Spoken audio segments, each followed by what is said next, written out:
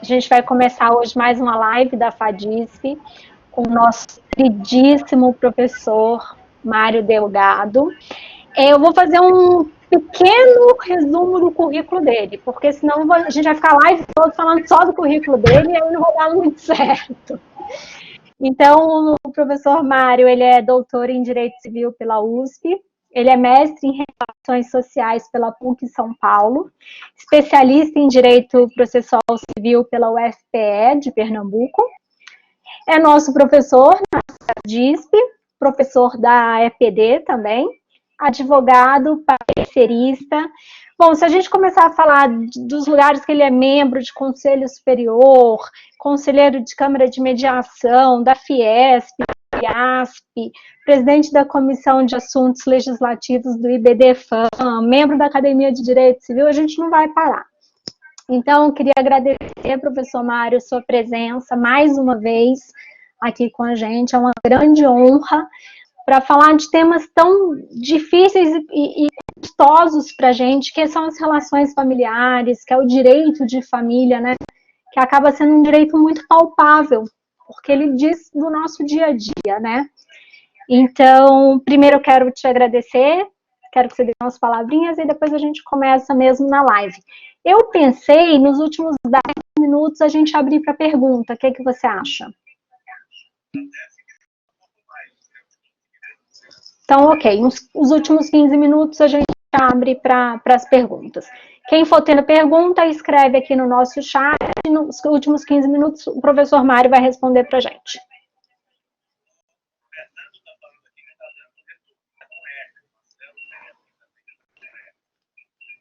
Será melhor ficar só no Instagram, não? É porque aí nem todo mundo consegue... Ah, o áudio, né?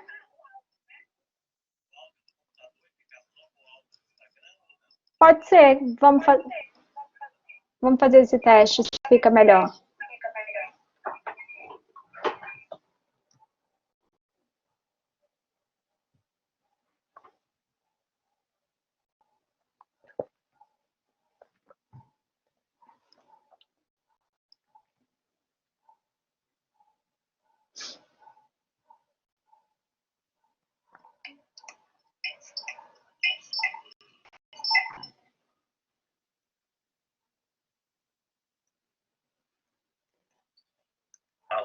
Oi.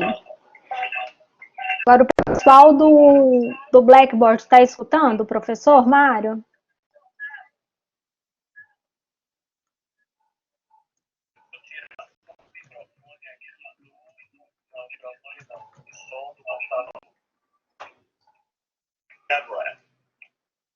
Tá muito baixo? No Blackboard, Francisco, melhorou agora no Blackboard? Para mim tá sem eco nenhum. O pessoal que está no Instagram, Fernando Marcelo, vocês estão me ouvindo? Está com eco? No Insta tá ok, mas tá baixo. Tanto no Blackboard quanto no Insta.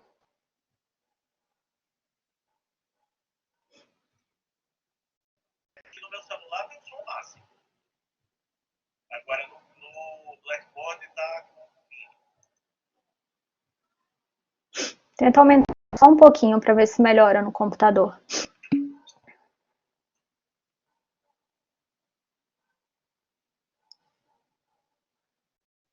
Agora, aumentei. Como é que tá aí? Tá bom agora, pessoal? Mas ainda dá um pouquinho de eco, né? É. No Instagram. Não dá para ouvir ainda o pessoal que está no Blackboard.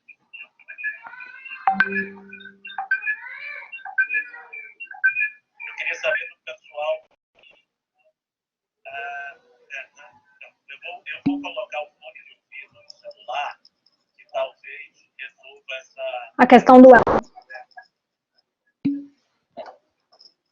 Obrigado, Fernando. Obrigado.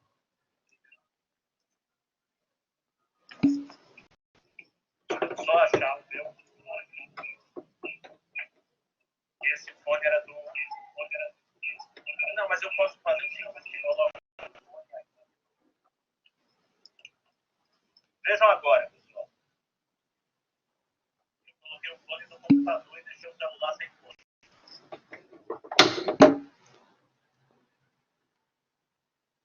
Acho que agora tá ok. Vocês acham? Tá ok agora quem está no Instagram? Acho que sim, acho que agora tá ok, professor.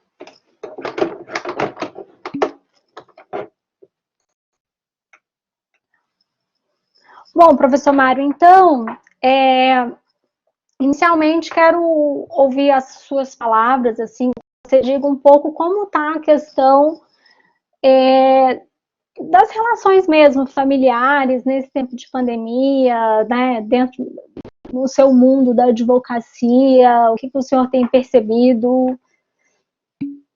Nós vivemos hoje tempos, vou aqui fazer aproveitar o título da obra do Eric Hobsbawm, nós historiadores do século XX, e ele tem uma biografia que eu estou até com ela aqui para demonstrar pessoal, chama Tempos Interessantes. É a biografia do Eric Hobsbawm. E eu faço um paralelo com o que a gente vive hoje. São tempos interessantes no sentido de absolutamente inéditos. Tempos pelos quais nós nunca passamos. E que tem provocado uma completa desestruturação da vida cotidiana. Todo o nosso cotidiano profissional, pessoal, familiar, se desestrutura. Nós tínhamos uma vida até dia 13 de março. Uma realidade que vivíamos e da noite para o dia, sem nenhum período de transição, sem nenhum tempo para que a gente pudesse se acostumar a fazer planos. De repente tudo mudou. De repente a gente teve que ficar em casa sem ter tempo de ir, às vezes, no trabalho, trazer material que a gente precisasse para trabalhar em casa. Foi tudo muito repentino. E essa referência que eu faço da outra Hobsbawm, é porque ele fala que a passagem do século XX, do século XIX, do século XX, não ocorre em 1900 ou 1900 para 1905, mas ocorre em 1914 com a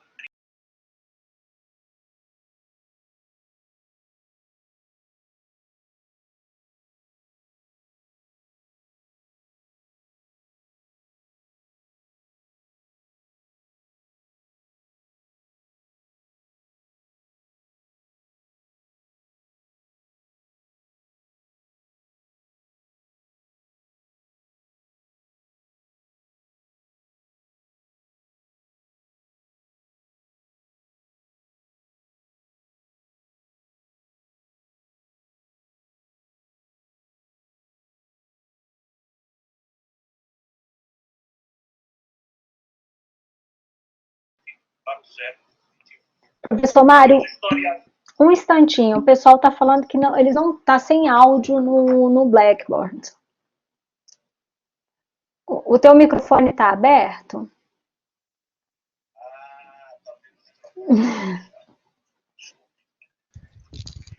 Agora sim, agora está aberto. Agora, ótimo. Então eu estava falando para vocês, isso tudo é para dizer o seguinte, que esse tempo que nós estamos vivendo, segundo vários historiadores, é que daqui a alguns anos nós vamos falar como sendo a passagem do século XX para o século XXI. Para vocês verem a relevância desse momento histórico. Nós estamos assistindo hoje a virada do século. Então, essa transformação tão radical que a gente está passando hoje reflete, portanto, como eu falei, em todas as relações jurídicas, né? Quer sejam relações no âmbito do direito público, quer seja no âmbito do direito privado. No direito privado, especificamente, a gente já tem uma demanda regulatória muito grande para diversas relações jurídicas. Agora mesmo foi aprovado ontem, vocês devem ter visto, o projeto 1179 de 2020 foi aprovado no Senado, está indo para sanção agora, que institui um regime jurídico emergencial para as relações de direito privado, onde se pretende exatamente trazer parâmetros regulatórios para determinadas situações.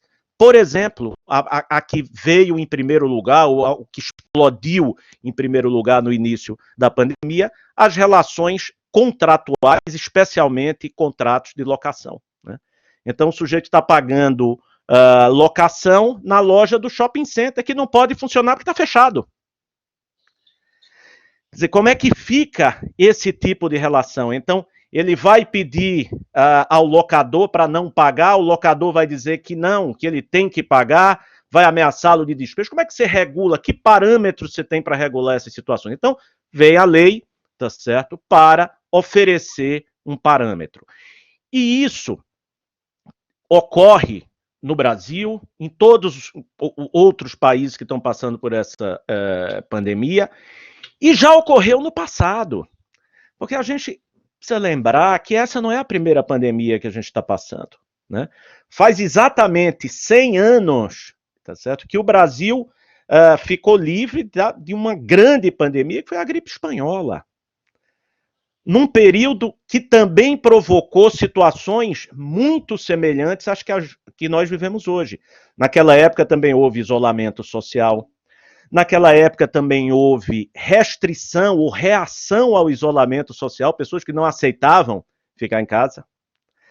E naquela época também houve uma demanda regulatória e uma atividade legislativa de produção de normas jurídicas para ajudar as pessoas a enfrentar aquela situação. E lá também houve, por exemplo, a aprovação de normas de moratória em relação a contratos, a questão educacional, né? A gente na FADISP, no começo, ficamos muito sem saber como fazer, né? Depois precisou vir toda uma atividade regulatória do poder público para dizer, não, vocês podem fazer isso, vocês podem dar aulas à distância. Então, quer dizer, há necessidade dessa demanda regulatória, tá certo? De se ter balizas legais para que as pessoas possam direcionar suas demandas, para que o Poder Judiciário, eventualmente, quando chamado a decidir essas demandas, também saiba como se portar, né, que caminho adotar, e isso tem sido feito, começou no âmbito das relações privadas com esse projeto 1179, só que, e agora entrando nas relações de família, né, porque a família é diretamente afetada por esse estado de coisas que a gente está passando. Eu até tenho dito que as pessoas se preocupam muito com a falência das empresas e com a perda dos empregos. Mas muitas famílias estão indo à falência nessa época também, né? Famílias conjugais, que é a expressão que a gente usa para se referir à relação, né, de duas pessoas, ou, em tese até podem ser mais, mas a princípio duas pessoas do mesmo sexo ou não, que se relacionam entre si, a família conjugal tem sido a primeira vítima dessa situação. Porque confinados, né, diuturnamente no mesmo espaço, sem aqueles espaços de liberdade e de autonomia que a vida profissional proporciona a cada um, fez com que um e outro ficassem sob a vigilância recíproca e incessante, o que causa um estresse no relacionamento, e a gente tem visto estatísticas aí que aumentou muito o número de divórcios em diversos países. E aqui a gente tem ainda esses números, mas pelos contatos que a gente tem, especialmente com colegas e alunos que atuam no tabelionato civil, as consultas por divórcios extrajudiciais aumentou assim enormemente, tá certo? Então, a família é afetada, a família conjugal, a família parental, o relacionamento de pais e filhos, especialmente quando a gente tem pais separados que compartilham a guarda dos filhos comuns e que tem um regime de convivência que pressupõe um deslocamento, que pressupõe uma circulação das pessoas, circulação que não é mais permitida, que não é mais aconselhada. Então, que solução você dá para essas situações, tá certo? Ou para alguém que deseja fazer um testamento, né, preocupado com essa situação e tem medo que lhe aconteça alguma coisa, e ele tem que se deslocar de casa para ir ao tabelionato para fazer um testamento público. Em muitos lugares nem tem tabelionato aberto. Em muitos estados, esses serviços extrajudiciais não estão sequer funcionando. Então, qual a solução que se dá para essas situações? Alguns tribunais de justiça, em alguns estados, estão editando provimentos, né, pelas corregedorias de justiça para permitir, por exemplo, a prática de determinados atos à distância. Mas você tem um estado regulando de uma forma, outro estado regulando de outra forma, sem uma uniformidade, o que traz um grave risco para a segurança jurídica.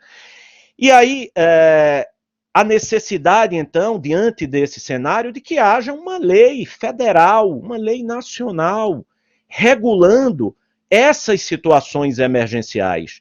Como proceder nessas situações? O projeto 1179, esse que foi aprovado agora, ele foi muito tímido em matéria de família e sucessões. Ele tratou da matéria apenas em 2 artigos. Um artigo onde ele trata da prisão civil do devedor de alimentos. E ali o legislador deixou claro que essa prisão civil do devedor de alimentos só poderia se dar na modalidade domiciliar. Não seria mais permitido o recolhimento a estabelecimento prisional. Então, a prisão domiciliar apenas do devedor de alimentos. E um outro artigo, tratando da prazo de abertura de inventário, que esse prazo é de 60 dias, previsto hoje no CPC, e esse prazo, então, fica prorrogado durante esse período da pandemia. Mas foi só essas 2 questões, não tratou de nada mais desses temas que a gente estava falando aqui, como, por exemplo, guarda e convivência, como, por exemplo, a questão dos alimentos, não é? Na situação em que o devedor de alimentos perdeu o emprego, foi desligado da empresa, né? Como é que você trabalha essas situações? Então, pensando nisso, e em função dessa timidez do projeto 1179, nós reunimos um grupo de professores, inicialmente eram 4 professores, eu, o professor Zé Fernando Simão, o professor João Aguirre, o professor Maurício Bunazar. A gente chegou a elaborar um primeiro projeto, que era o 1627, que a gente ia falar especificamente desse projeto, mas depois o grupo cresceu e vieram juristas de todo o Brasil, especialmente juristas do sexo feminino, porque não sei se vocês sabem, que na nossa área de direito de família, na advocacia, predominam as mulheres. É uma área do direito onde a presença feminina é muito forte. Então, depois veio um grupo muito expressivo de professoras de direito de família do Brasil inteiro, e a gente resolveu ampliar esse projeto original, então ele foi retirado.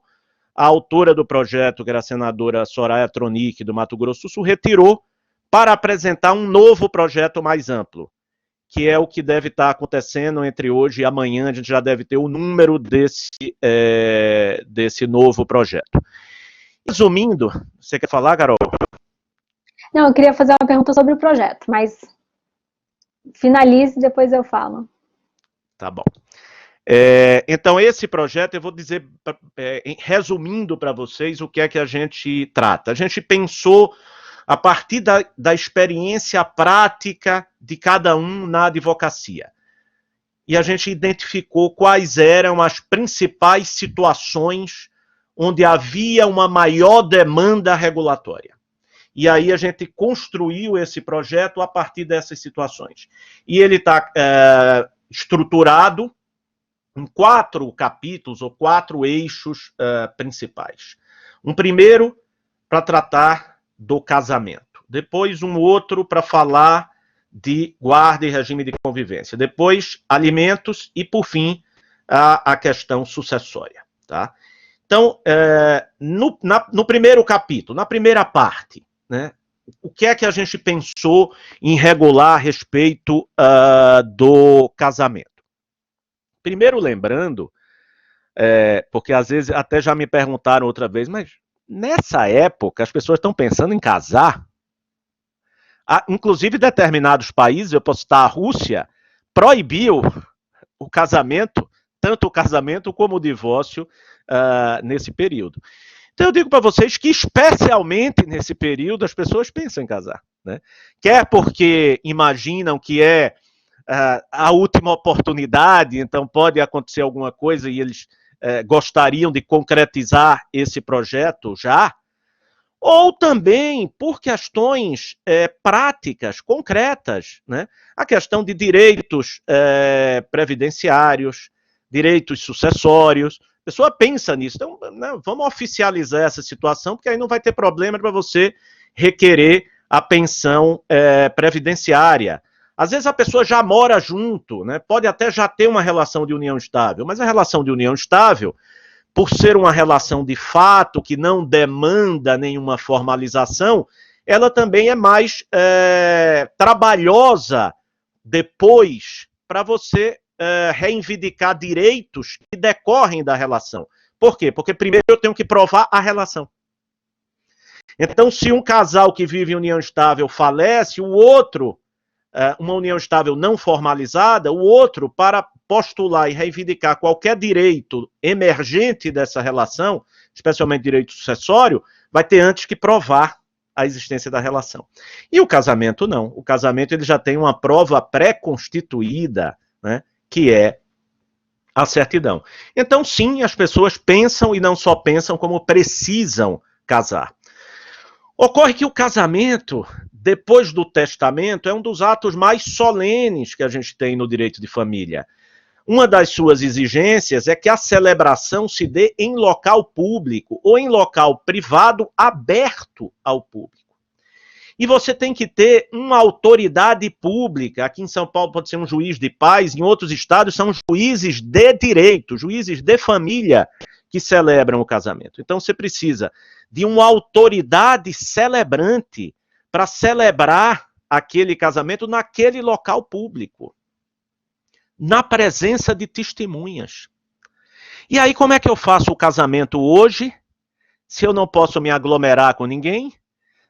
Não pode haver concentração pública, o deslocamento das pessoas para o cartório, para outro local, em si já é fator de risco. Como é que você faz essa celebração? Então, alguns estados começaram a permitir, através de provimento, a celebração à distância, né? Usando, por exemplo, essas plataformas tecnológicas que nós usamos hoje. A videoconferência, todas as plataformas de videoconferência que permitam a transmissão simultânea da imagem e da voz das pessoas, né? E aqui no casamento, e aí eu já falando um pouco do projeto, o que é que o projeto está trazendo? A regulamentação dessa situação. Como é que se faz, né? Então o projeto está dizendo que todas aquelas solenidades que são exigidas para o casamento presencial podem ser cumpridas através das plataformas. E eu acho que esse é o grande legado que a gente vai levar dessa pandemia, Carol, é que nós estamos adquirindo a consciência de que o uso dessas plataformas digitais nos faz presentes. Nós dois estamos aqui em presença virtual, mas em presença. Nós não somos pessoas ausentes, né? A contratação através da plataforma virtual, tecnológica, é uma contratação entre presentes. Aliás, o Código Civil já diz isso lá na parte de contratos, no artigo 428. As pessoas estão presentes, não estão ausentes. Então, quando o Código Civil diz que a celebração tem que se dar pela autoridade, na presença das testemunhas, essa presença pode ser virtual. E o projeto, então, está esclarecendo, tá certo? Como se dará essa celebração? Através da plataforma, qual é a exigência? Que seja captada simultaneamente a voz e a imagem dos nubentes e das testemunhas. Cada um no seu canto, cada um na sua casa, cada um de frente para o seu computador, mas presente diante dos outros, tá certo? Cada um de nós aqui estamos presentes, tá certo? Eu e você estamos presentes aqui nessa plataforma. Os nossos alunos, os nossos amigos que estão no Instagram, aí eu não diria que estão presentes. Por quê? Porque nós não estamos vendo imagem e voz deles. Nós estamos vendo que eles entraram na sala, que estão assistindo, mas nós não estamos vendo imagem e voz.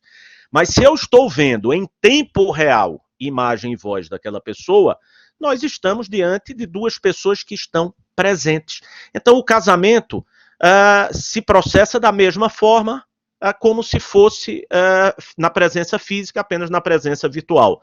E aí ficam pequenos detalhes a serem esclarecidos. Por exemplo, como é que fica o livro de casamentos? Quem assina? Porque aí realmente não dá para assinar à distância. Então, o projeto esclarece esses detalhes para dizer, olha, é a autoridade celebrante que vai assinar pelos nubentes, com a concordância deles. Como se fosse uma assinatura a rogo, não é? Ele está assinando pelos nubentes e com a anuência dos nubentes, tá certo? Essa autoridade celebrante pode ser o tabelião do cartório, que vai estar lá, ou vai ser o juiz de paz, ou vai ser o juiz de direito nos estados onde o juiz de direito celebra casamentos, tá certo? O importante, e aí o projeto também esclarece por isso a necessidade de uma lei federal uniformizando esses procedimentos. O importante é que seja dada a máxima publicidade possível. Então, o casamento na plataforma virtual não pode ser restrito apenas aos nubentes, testemunhas e convidados. Não. Tem que ter um link aberto ao público para que, se alguém quiser entrar naquela sala e dizer, olha, eu sei de um impedimento. Sabe aquela história que a gente vê, olha, o padre está lá falando, se alguém tem alguma coisa que impeça esse casamento, que fale agora ou cale-se para sempre? Isso é a síntese do que é a solenidade da publicidade e para que ela existe. Para que possam ser opostos os impedimentos matrimoniais, certo? Então, existem uma série de impedimentos que estão na lei e as pessoas precisam saber que alguém está se casando, e por isso existem os proclamas, tá certo? A publicidade é para isso, né? Então, se alguém souber um impedimento, vai lá opor o impedimento. Então, o projeto esclarece essa situação, ou seja, como se cumprir essas formalidades, como se dá publicidade ao casamento celebrado por meio virtual. Alguém perguntou aqui na tela lá do Blackbird se da certidão constaria publicidade ao casamento. Ih, caiu aqui, não, quase caiu. Caiu, Carol, caiu aqui, eu vou solicitar de novo.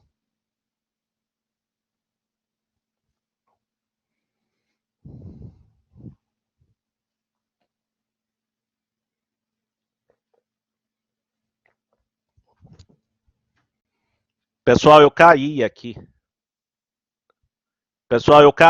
Desculpem, hein? Mas assim, o uso da plataforma digital tem esse problema, hein? Eventualmente a conexão vai cair, e aí, tá certo? Eu acho que você pode ter uma regulação infralegal, uma regulação administrativa, tratando, por exemplo, de qual a plataforma melhor para ser utilizada, qual a plataforma que tem menos problema de conexão. Se ocorrer um problema de conexão, o que fazer? Isso sim, eu acho que deve vir por provimentos. Pode ser do CNJ, dos tribunais e tal. Agora, a permissão e a regulação, lato sensu, dessa solenidade pela plataforma virtual, eu acho que precisa da lei. Então, por isso, o primeiro eixo, portanto, voltando ao projeto, é essa regulação do casamento à distância. E mais um outro tema que a gente trata ainda sobre o casamento, que é a questão da habilitação. é que a habilitação que você faz lá antes do aquele procedimento prévio que antecede obrigatoriamente o casamento, ele tem um prazo de eficácia, tá certo? Essa habilitação, ela só tem eficácia por um prazo de até 90 dias. Então, pode acontecer de alguém que se habilitou antes e que ia se casar nesse período não consiga casar e a habilitação perderia a eficácia. Então, o projeto também resolve essa questão para dizer, olha, quem se habilitou antes ou durante, o prazo fica interrompido até a situação se normalizar totalmente. Por quê? Porque tem pessoas que não querem, tá certo, esse casamento por vídeo, esse casamento à distância. Tem pessoas que preferem esperar para fazer o casamento físico, na presença física e com festa, com convidados, com todo mundo. Para essas pessoas que já se habilitaram, elas não vão precisar se habilitar de novo mais na frente. Eu vou querer casar no fim do ano. Não. A sua habilitação será eficaz, tá certo?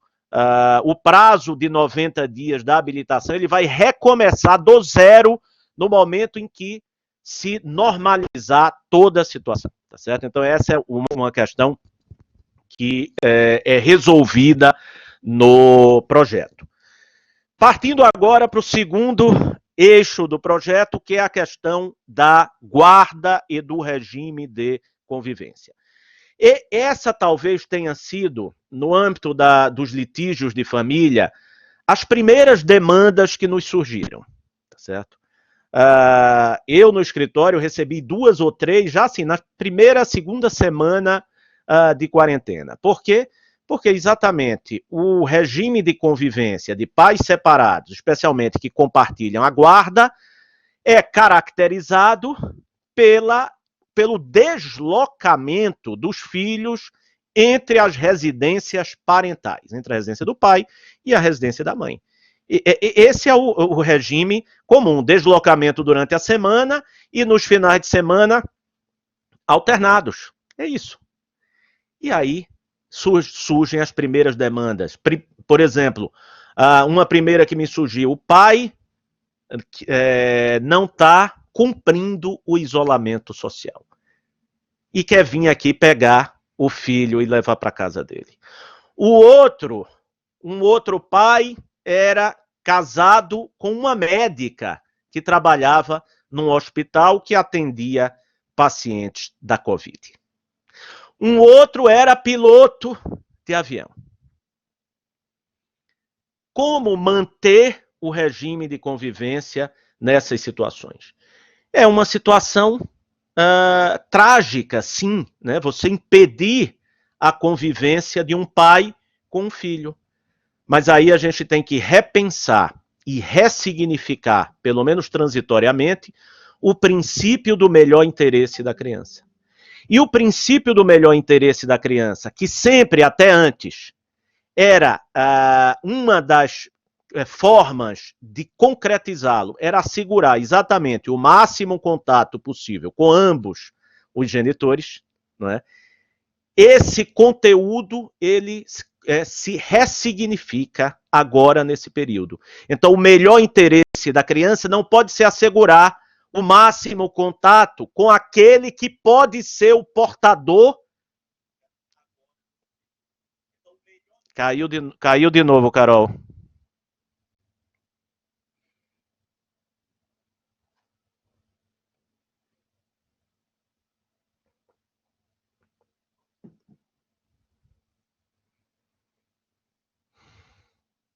Voltando, gente, tá difícil. Mas, enfim, o que eu estava falando é que nesse período de pandemia, o melhor interesse da criança não vai ser mais ter uma convivência de tempos iguais entre o pai e a mãe, mas vai ser se proteger do vírus. Esse é o principal, o maior conteúdo hoje do princípio do melhor interesse. E aí, como é que você faz com o regime de convivência? Então, o projeto traz 2 possibilidades que sugere ou orienta o magistrado para que adote. uma primeira possibilidade seria substituir o regime normal de convivência pelo regime que era aplicado nas férias. Tá certo? Porque como as crianças não estão mais se deslocando para a escola, não é? E normalmente o regime de férias, você tem aquela divisão, metade com um, metade com o outro, você poderia aplicar esse regime de modo que você reduziria o deslocamento, né? Reduziria o deslocamento, então seria uma primeira possibilidade. Mas nem sempre dá para aplicar esse regime. Por quê? Porque você vai ter a situação daquele pai casado com a médica. Ou o próprio pai que é médico, que está na linha de frente. Então, como é que você vai deixar os 15 dias lá? Ou o pai que está trabalhando em serviço essencial, por exemplo, é um policial, está todo dia na rua. Como é que eu vou colocar o filho lá os 15 dias? Então, não vai dar para aplicar o regime de férias. Então, em não sendo possível aplicar o regime de férias, você vai ter que suspender a convivência física. Então, o projeto trata disso, mas traz uma regulação importante. Porque hoje, o que é que está acontecendo sem regulação? Os juízes simplesmente suspendem a convivência física. Tá? Isso tem acontecido em várias situações, tanto eu tenho casos que nós entramos judicialmente para suspender e obtivemos decisões liminares, como tem o contrário, que as mães suspenderam, quer dizer, não deixaram mais os filhos sair de casa, os pais foram ao judiciário e o judiciário também negou.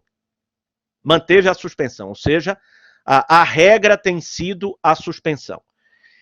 E o que é que o projeto traz, então, de novidade? Primeiro, essa possibilidade de aplicar o regime de férias, e segundo, ele traz uma orientação, mais uma determinação, de que quando se determinar a suspensão, seja assegurada a convivência virtual.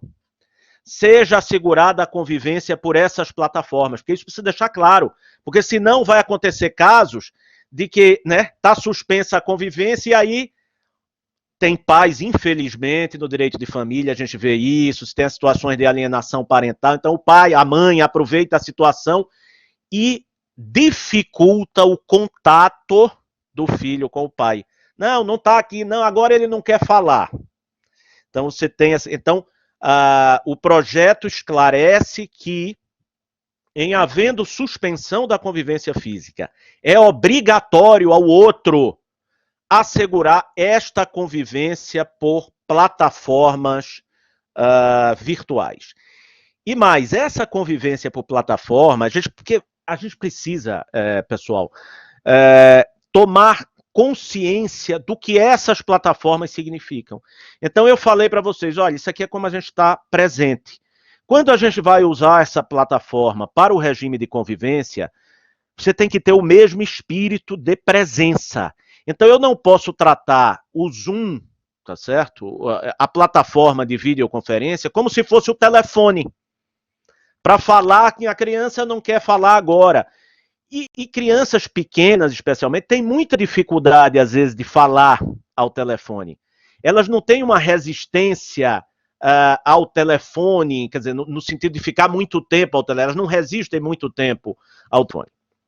Então, a vantagem do computador, dessa videoconferência, é você deixar o computador aberto no quarto da criança.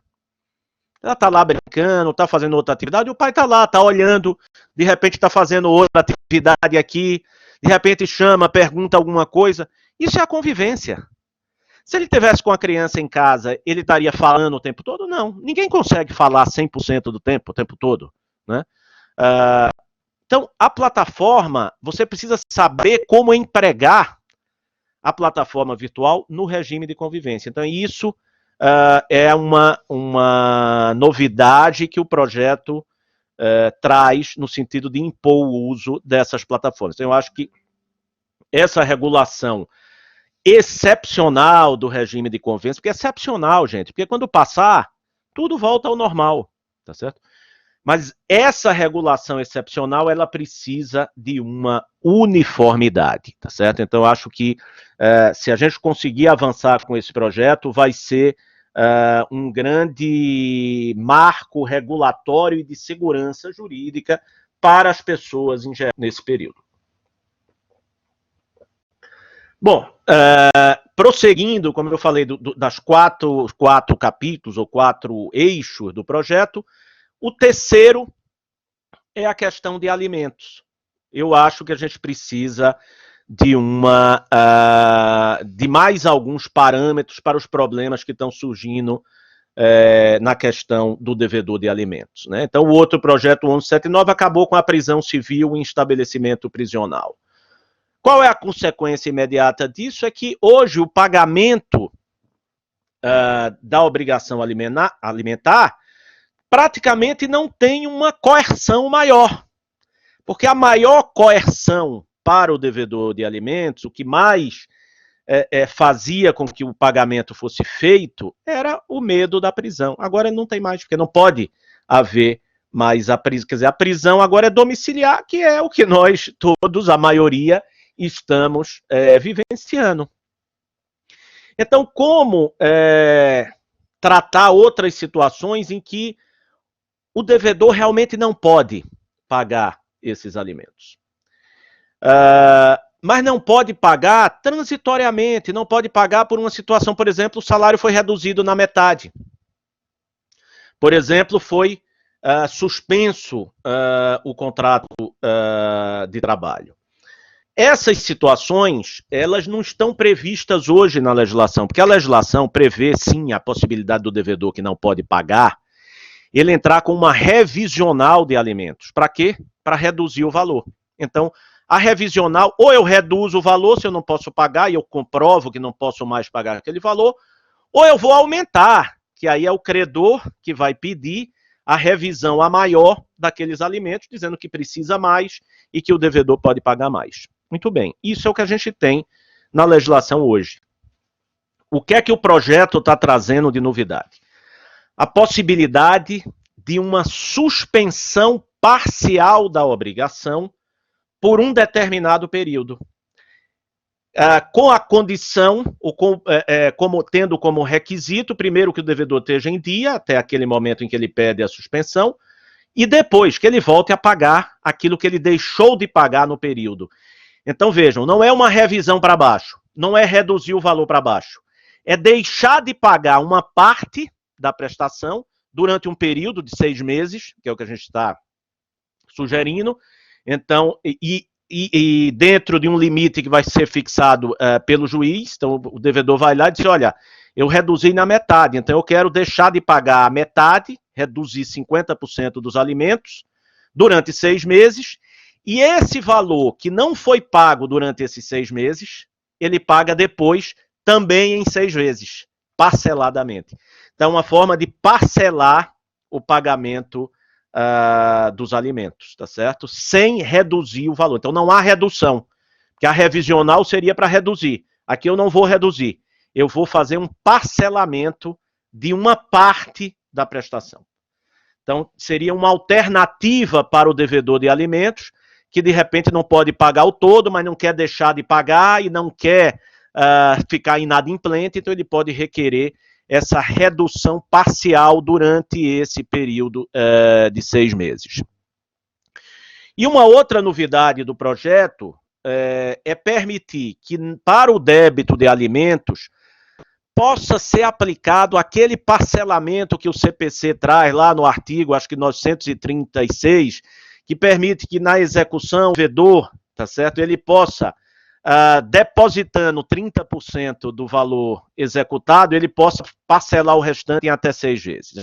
Essa previsão já no CPC, mas que não se aplica ao débito alimentar. Então, o projeto traz essa permissão de se aplicar a regra do CPC também para o devedor de alimentos. Então, seriam 2 medidas de se aplicar a regra do CPC também. Caiu de novo.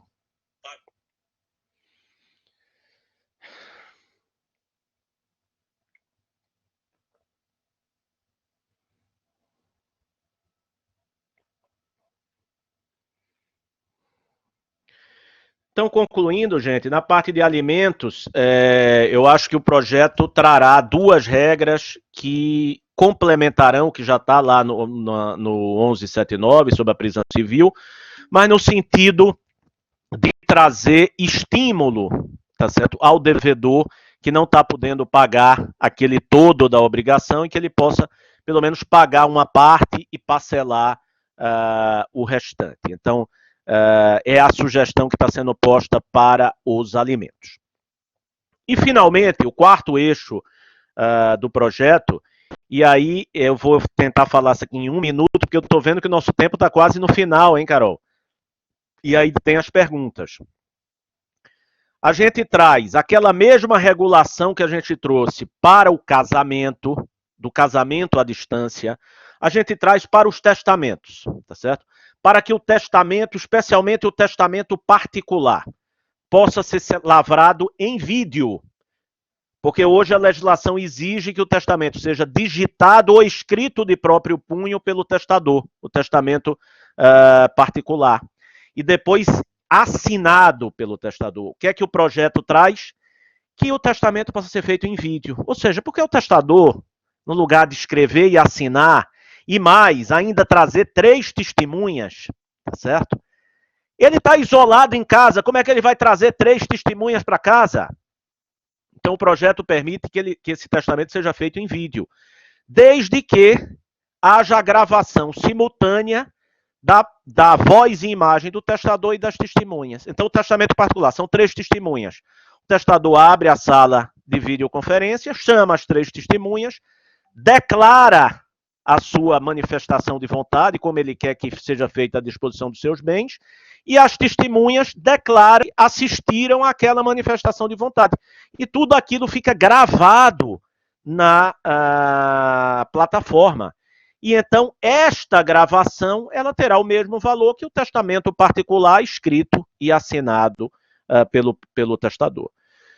Mesmo porque, isso eu tenho sempre repetido, as formalidades testamentárias, elas só existem para garantir que a vontade do testador não seja fraudada, não seja coagida, não seja induzida, para garantir a rigidez da vontade do testador.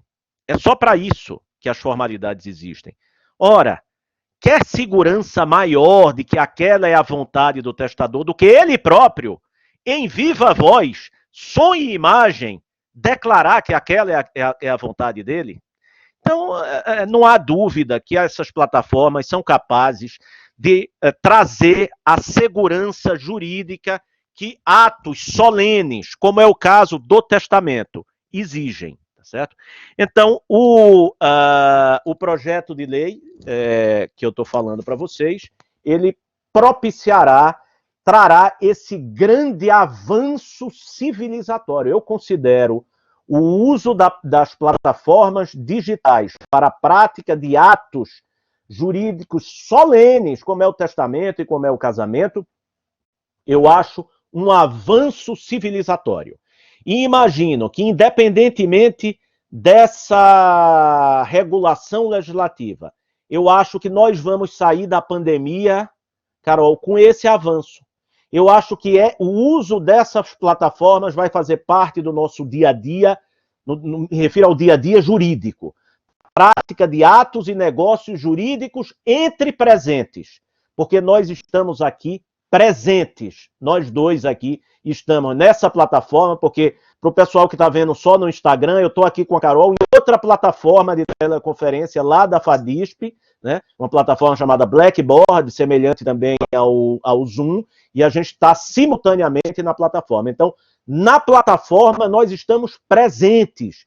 E nós podemos aqui contratar, por exemplo, entre presentes e não entre ausentes. Mas eu vou parar agora, senão não sobra tempo para as perguntas aí do pessoal. Inclusive, professor Mário, também estamos no YouTube, também estamos no Facebook. Então, estamos em 4 plataformas super presentes. Gente, o professor Mário falou tudo que a gente queria saber, tudo que a gente queria ouvir. Todas as perguntas que eu tinha preparado, ele já tinha respondido. Professor bom é professor que pensa antes do aluno. Então, assim, eu li o teu primeiro projeto, né, o PL 1627, inclusive que você tinha me mandado um dia, eu já tinha lido, Já tinha percebido essa questão dos 4 eixos, né, que vocês conseguiram bem dividir os principais pontos do direito de família para esse momento, e estou ansiosa para ver, então, outro projeto de lei, porque realmente o que você pontuou esse momento todo, né? Você está sem som no Instagram, viu, Carol? A Carol, né, No gente? Instagram? Então deixa eu aumentar aqui. Obrigada. E aí, é muito importante a gente ver e ter essa regulação federal, né? Porque não só os provimentos vão bastar para regularizar tudo que a gente tem que regularizar e para vencer esse momento. Agora sim, Mário, várias perguntas que eu tinha para te fazer e que eu tinha para dialogar com você, realmente você fez de forma brilhante, já pontuou tudo. Eu vou finalizar com uma pergunta minha e depois a gente abre para as outras pessoas. Embora você já tenha direcionado para isso, o futuro será diferente, não? Nas relações de família? Opa, muito diferentes. Eu quero, antes de falar o que eu penso um pouco do futuro, cumprimentar a todos que estão nos vendo aí em todas essas plataformas. Eu só estou vendo aqui rapidamente no Instagram, entendeu? Muita gente aqui falando. Manda um abraço aqui para o Paulo Hamilton, para o Renato, para a Priscila, para Patrício, para muita gente aqui, não consigo falar todos, então dou meu abraço geral aqui a todos que nos dão o prestígio de sua audiência. Eu escrevi um texto que está sendo publicado agora num livro coletivo que chama, estou até aqui com ele na mão, chama O Legado do Vírus para o Futuro do Direito de Família e das Sucessões.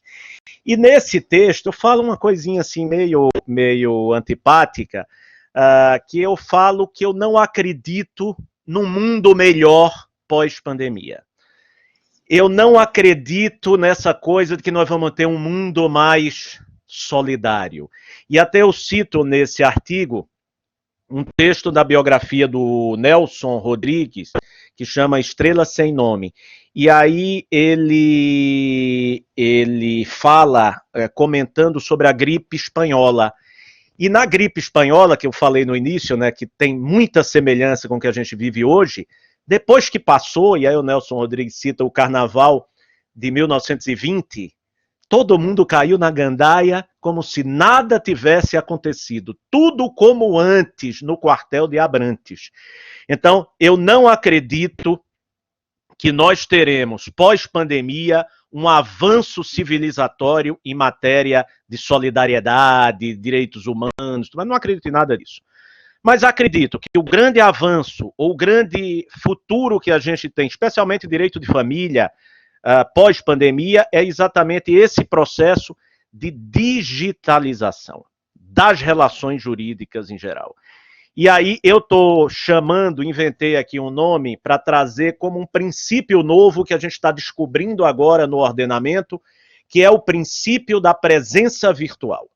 E que eu estou extraindo a partir daquele artigo lá, 428 do Código Civil, que diz literalmente que considera-se que contrata entre presentes quem contrata por telefone ou meio de comunicação semelhante. A partir dessa regra do Código Civil, eu extraio dali um princípio, o princípio da presença virtual. Eu acho que esse princípio que a gente vai conseguir aplicar nas nossas relações jurídicas de família para poder conviver virtualmente. Hoje, minha família mora fora, no Nordeste, meus pais, eu convivo virtualmente com eles, presencialmente, mas por plataforma virtual, muito mais do que eu convivia antes.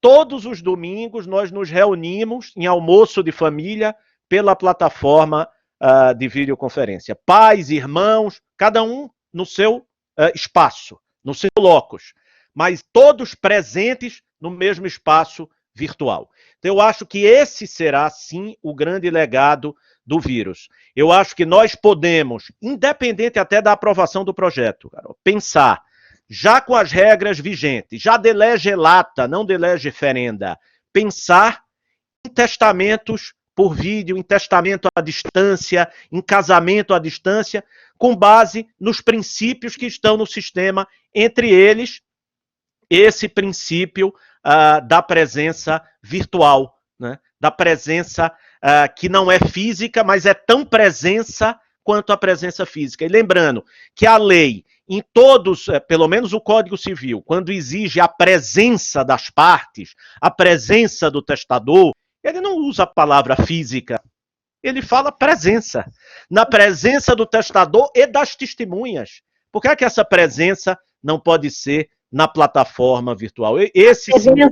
A presença vai ser revisitada, né? Vai ser a grande herança.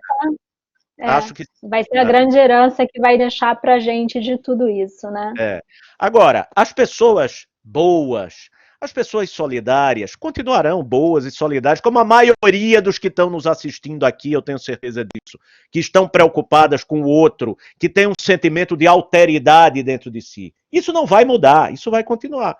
Da mesma forma como, infelizmente, as pessoas que não são altruístas, as pessoas que não são solidárias, não vão se tornar altruístas ou solidárias simplesmente porque passaram pela pandemia. Eu acho isso. Eu corroboro da sua opinião. Eu acho que é isso mesmo. Bom, nosso tempo no Instagram está acabando, então eu pensei da gente encerrar lá e só ver 2, 3 perguntas e encerrar no Blackboard, pode ser? Então a gente se despede no Instagram, a gente agradece a presença. Obrigado, pessoal do Instagram, obrigado pela presença. Eu acho que, olha, eu estou sem voz com tanta live que a gente está fazendo e acho que até tenham sido meio repetitivo aqui, até por esse número grande de lives. Mas quero dizer para vocês que a gente ainda vai ter mais algumas, então eu vou avisando aqui pelo Instagram, tá? Obrigado aí pela audiência. Mário, muito obrigada. E aí a gente responde agora no Blackboard. Vamos ler aqui quais são as perguntas. Aquela do cartório já foi respondida, né? Você precisa sair do Instagram. Eu acabei de sair, não fica aí. Só encerrar aqui.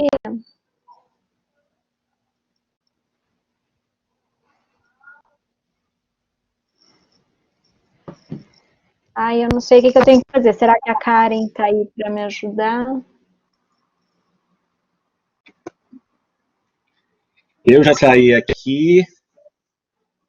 Você sabe que essa interrupção, o pessoal que está aí no Blackboard, até a interrupção lá do Instagram até me ajudou, porque eu estou com o limite. Tá? Limite. Vamos só responder aqui algumas perguntas. Eu não vejo aqui no chat quais são, não, né? Só você vê, né? Eu acho que você consegue ver. Tem um xizinho. É clicar num xizinho lilás à sua direita. Ah, tá. Aqui consegue abrir o chat do pessoal. Tá.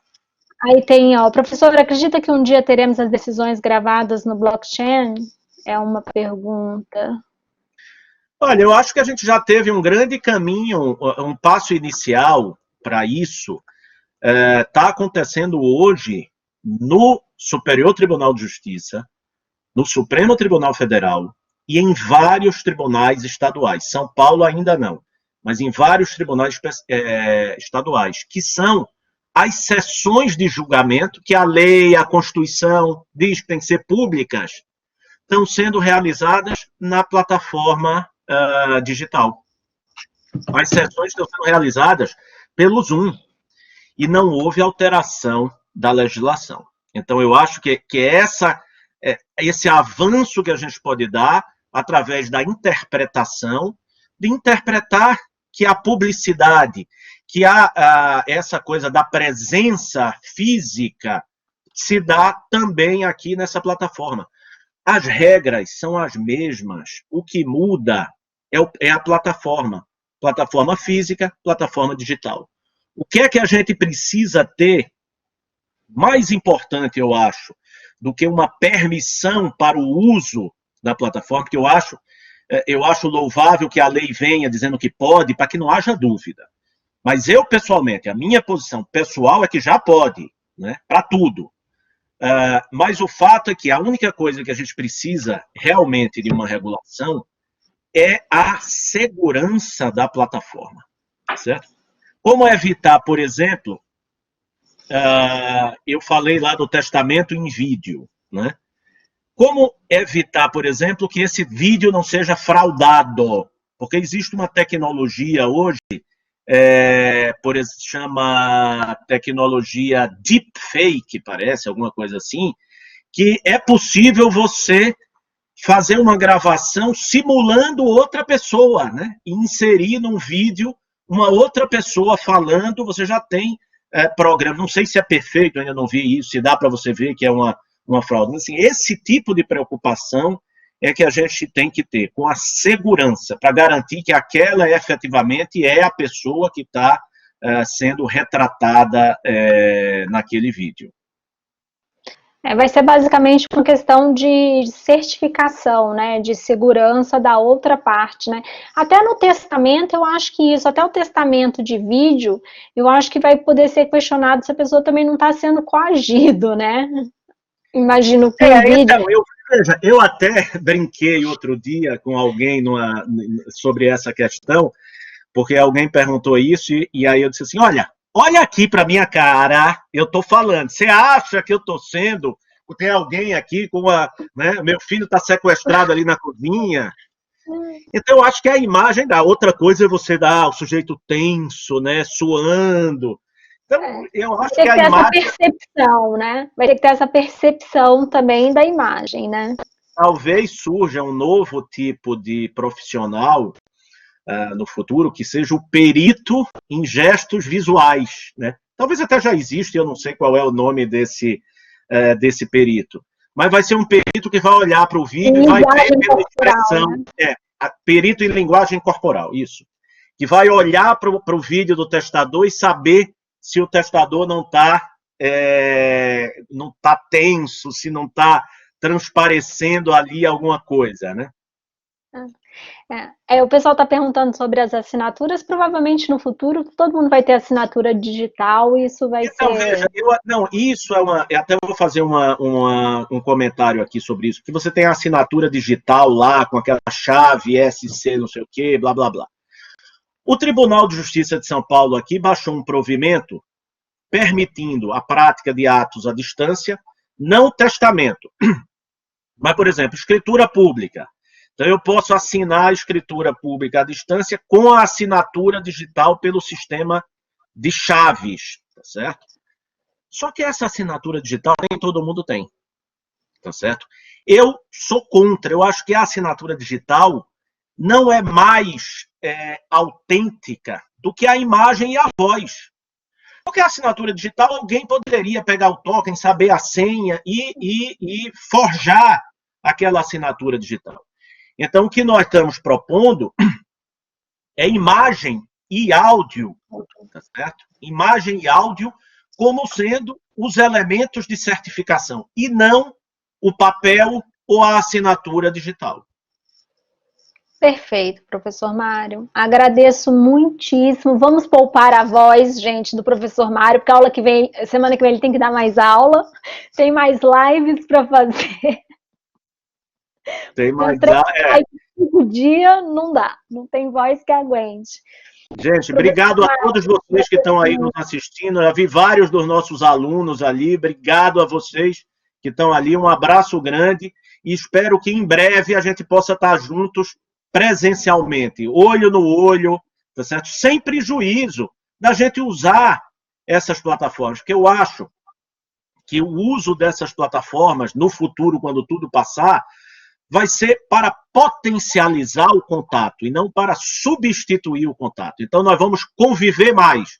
Além de um encontro só esporádico, presencial, vários outros encontros através das plataformas. Eu acho que isso é que eu projeto para o nosso pós-pandemia aí nas nossas atividades acadêmicas, né? Imagina uma atividade acadêmica extra classe que a gente vai poder fazer por aqui, tá certo? Muito bom. E abre um mar de possibilidades também, né? Pois é, pois é. Professor Mário, mais uma vez, muitíssimo obrigada por estar conosco, por se disponibilizar, por falar do projeto de lei. Estou louca para que vire lei logo, para que a gente já comece a usar. E obrigada a todos que participaram, obrigada aos alunos. Descansem no feriado de vocês. Melhor